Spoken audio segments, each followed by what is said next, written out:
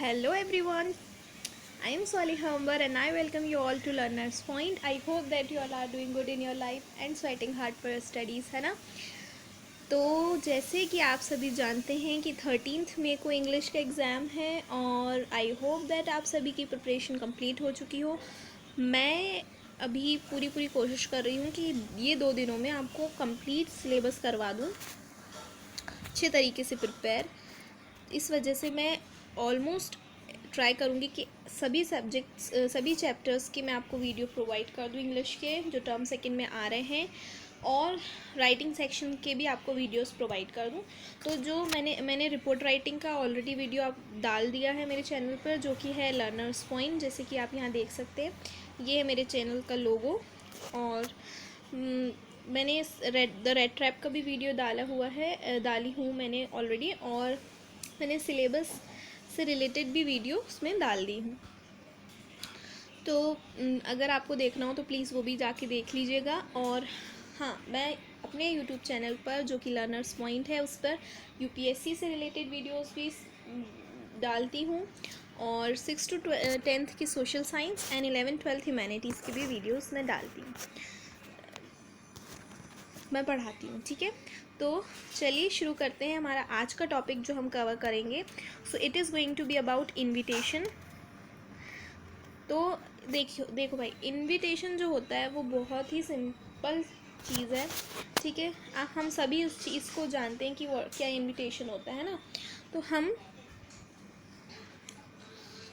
इस चीज़ को बस यहाँ इग्नोर करिएगा। हम फॉर्मल और इनफॉर्मल इनविटेशंस देखेंगे, हम अभी चैप्टर की प्रैक्टिस इसमें नहीं करेंगे। ओके, तो चलिए शुरू करते हैं। तो यहाँ पर डेफिनेशन दी हुई है इनविटेशन की, वो भी देख लेते हैं हम। ईजी होगी आप लोगों को एक बार समझने के लिए, है ना। रिवीजन भी हो, इसके साथ जो बच्चे रिवीजन कर रहे हैं उनका रिवीजन भी हो जाएगा, और जिन्हें नहीं पता उन्हें पता भी चल जाएगा कि व्हाट इज़ इनविटेशन। ठीक है, एंड हम इसमें इनविटेशंस एंड रिप्लाईज देखेंगे। तो हम देखेंगे formal invitations and informal invitations. ठीक है, तो यहाँ पर लिखा हुआ है an invitation is a request. जो इनविटेशन होता है वो एक रिक्वेस्ट होता है, अ सॉलिसिटेशन और an attempt to get another person और group of people to join you for some special occasions like birthday, housewarming party, inauguration ceremonies, conferences, shows, etc. है ना। It can be printed on cards or can be drafted in the form of formal letters. ठीक है, there are 2 types of invitations. invitations 2 type के होते हैं, हम सभी को पता है। बहुत ही ईजी बात है जो कि हम सभी को पता है कि invitations 2 टाइप के होते हैं, फॉर्मल और इनफॉर्मल, है ना। ठीक है, चलो आगे देखते हैं। तो हम सबसे पहले देख रहे हैं formal invitations. Formal invitations are polite, pleasant and courteous. All printed invitations cards are generally considered formal invitations. ठीक है, in a formal invitation card one starts with the designation of the organizer, ठीक है, followed by name and address of the host and details about the date, time and venue of the function. तो जो formal invitation card होता है उसमें जो invitation जो जिसके तरफ से है, one starts with the designation of the organiser. ठीक है, सबसे पहले क्या रहता है, डेजिग्नेशन रहता है ऑर्गेनाइज़र का। ठीक है, फिर जो रहता है नेम रहता है, followed by the name and address of the host. ठीक है, नेम और एड्रेस रहता है उसके बाद होस्ट का। फिर जो रहता है डिटेल्स रहती हैं about the date, time and venue of the function. The name of the chief organiser is also placed with RSVP on the bottom left hand corner of the card. ठीक है, और आपकी इंफॉर्मेशन के लिए बता दूं कि जो ये इनविटेशन वाला जो पार्ट है वो फॉर्मल और इनफॉर्मल इनविटेशंस वाला जो है वो 3 मार्क्स का है। ठीक है, हाँ, तो हम क्या देख रहे थे, ये हमने यहाँ तक पढ़ लिया। Now moving forward, guidelines for writing formal invitations. Formal invitations do not include the name of the addressee. जो फॉर्मल इन्फॉर्मेशन होते हैं उनमें जो एड्रेस ही होता है उनके नाम नहीं होता है। Formal invitations are always written in third person, that is he, she or it are used in place of I, you और we. ठीक है, समझ गए आप लोग. The occasion, name of the invitee, name of the host. देखो ये जो वीडियो है ये शायद थोड़ा लंबा हो सकता है, पर इसको एक बार आप कंप्लीट देख लीजिए. आपके जो भी डाउट्स होंगे पर्टिकुलर टॉपिक से रिलेटेड वो सभी ऑल क्लियर हो जाएंगे आई थिंक, है ना. तो प्लीज़ देखिएगा complete video. The occasion, name of the occasion, name of the invitee, name of the host, date, time, venue etc. are written in proper sequence. ठीक है, एक proper sequence में should be written, are written in a proper sequence. ठीक है. Some more details like name, designation, address etc. of organizer, sponsor or host should be included.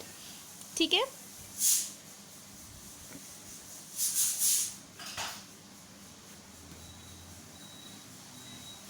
If a VIP is invited, then the name of the VIP should appear prominently. Okay, let's move forward.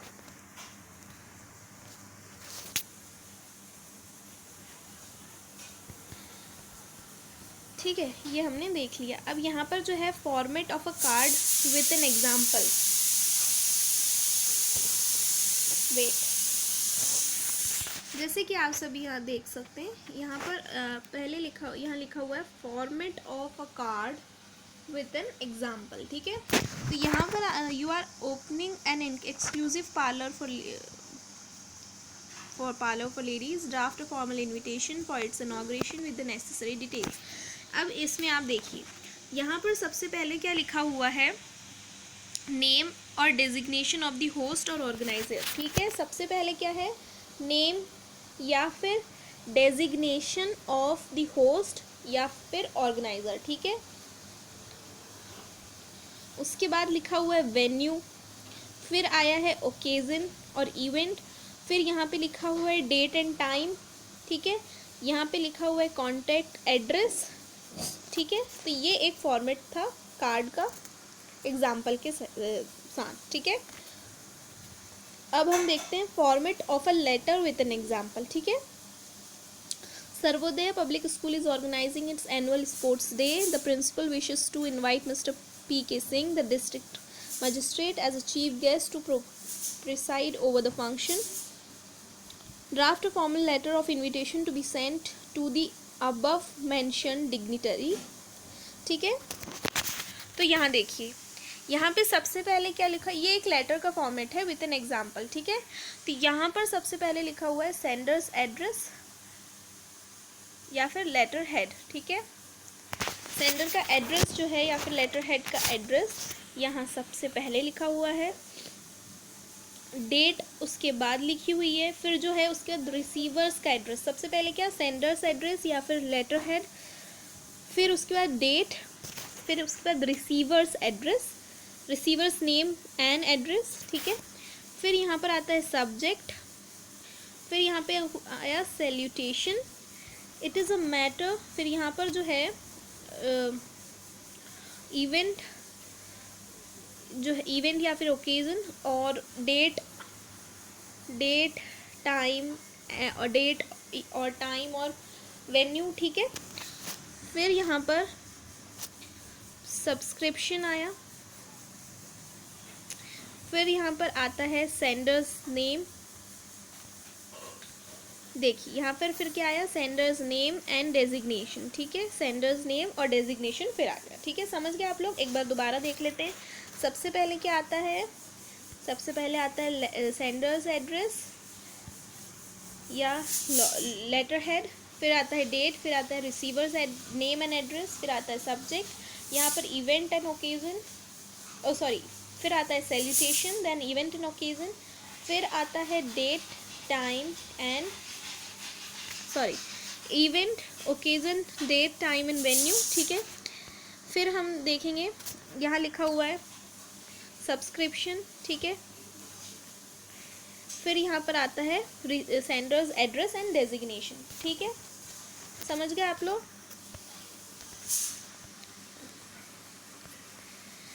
अब हम बात करते हैं informal invitations की. ठीक है, informal invitations are send for personal occasions और to close friends और रिलेटिव्स, ठीक है। They are written in the form of personal letters, the style is relaxed and informal, ठीक है। समझ में आ गया होगा आप लोगों को। फॉर्मेट विथ एन एग्जाम्पल यहाँ पे दिया हुआ है।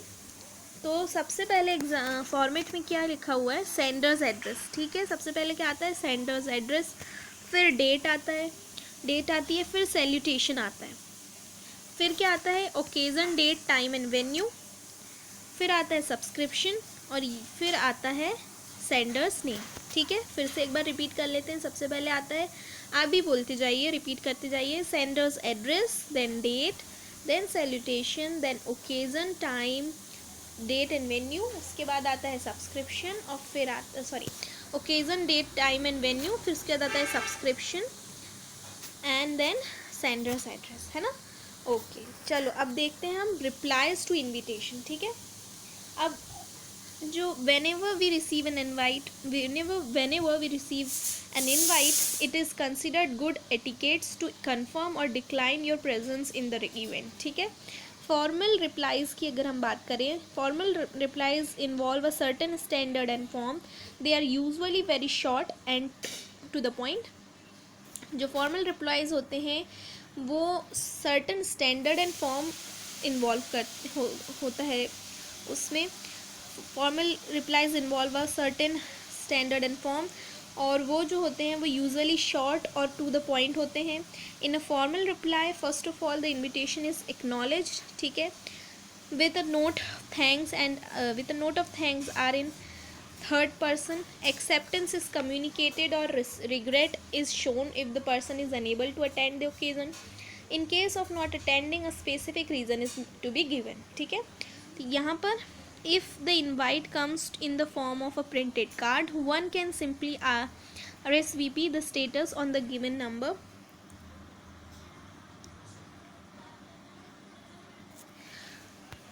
If in other cases you send a reply to the host, ठीक है। फॉर्मेट विथ एन एग्जाम्पल हम देख लेते हैं, फॉर्मेट विथ एन एग्जाम्पल, ठीक है।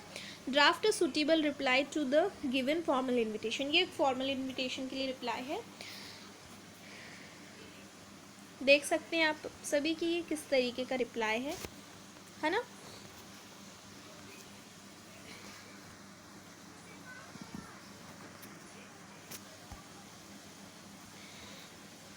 एक्सेप्टिंग द इन्विटेशन की अगर हम बात करें, mister Rakesh Rana has much pleasure in accepting the kind invitation of missus and mister KL Shastri to the marriage of their son Mohit on 15 October, जो भी लिखा है यहाँ पे। तो ये क्या होता है, एक्सेप्टिंग द इन्विटेशन, है ना। और ये जो होता है डिक्लाइनिंग द इन्विटेशन के लिए, ठीक है। ये दोनों चीज़ें बताई गई हैं यहाँ पर। फिर हम देख लेते हैं इनफॉर्मल रिप्लाईज़ की बात करें अगर हम, तो in informal replies simple language is used and the invitation is acknowledged in first और second person, acceptance is communicated और refusal is regretted with a specific reason, ठीक है। फॉर्मेट दिया हुआ है यहाँ पर विद एन एग्जाम्पल, देख सकते हैं आप सभी, ठीक है। आई होप दैट आपको वीडियो में सब कुछ समझ आया हो। ये वीडियो शायद थोड़ा लंबा हुआ हो, बट इन दिस ये सभी चीज़ें कवर करता है। और हम यहाँ पर अब देखते हैं कि एक्सेप्टिंग द इन्विटेशन की अगर हम बात करें तो कैसा, ठीक है। तो सबसे पहले क्या होता है ना, सबसे पहले सेंडर्स एड्रेस आता है या फिर लेटर हेड, ठीक है। फिर डेट आता है, फिर सैल्यूटेशन आता है, फिर एक्सप्रेसिंग ग्रेटिट्यूड आता है। अगर हम एक्सेप्ट कर रहे हैं इन्विटेशन को तो हम कैसे रिप्लाई करेंगे उसके बारे में लिखा हुआ है। तो सबसे पहले क्या देखे हमने कि सेंडर्स एड्रेस या फिर लेटर हेड, फिर डेट, फिर सब सैल्यूटेशन, फिर एक्सप्रेसिंग ग्रेटिट्यूड, फिर एक्सेप्टिंग द इन्विटेशन, ठीक है। सब्सक्रिप्शन आ जाता है, फिर योर्स अफेक्शनली जैसे कि यहाँ लिखा हुआ है, फिर सेंडर्स नेम आ जाता है, ठीक है। अगर हम डिक्लाइन कर रहे हैं इन्विटेशन को तो उसके लिए यहाँ पर सबसे पहले आपको सेंडर्स एड्रेस लिखना होता है, फिर डेट, सैल्यूटेशन, एक्सप्रेशन ग्रेटिट्यूड, ठीक है। ये सेम है उसमें भी, है ना। फिर यहाँ पे डिक्लाइनिंग इनविटेशन का जाता है, और ये भी सेम है, self subscription and sender's name, ठीक है। आई होप आपको समझ में आ गया हो। अगर वीडियो पसंद आई तो प्लीज़ लाइक कर दीजिएगा, शेयर कर दीजिएगा और सब्सक्राइब भी कर दीजिएगा मेरे चैनल को, और कमेंट में ज़रूर बताइएगा कि आपको वीडियो कैसी लगी। Thanks for watching.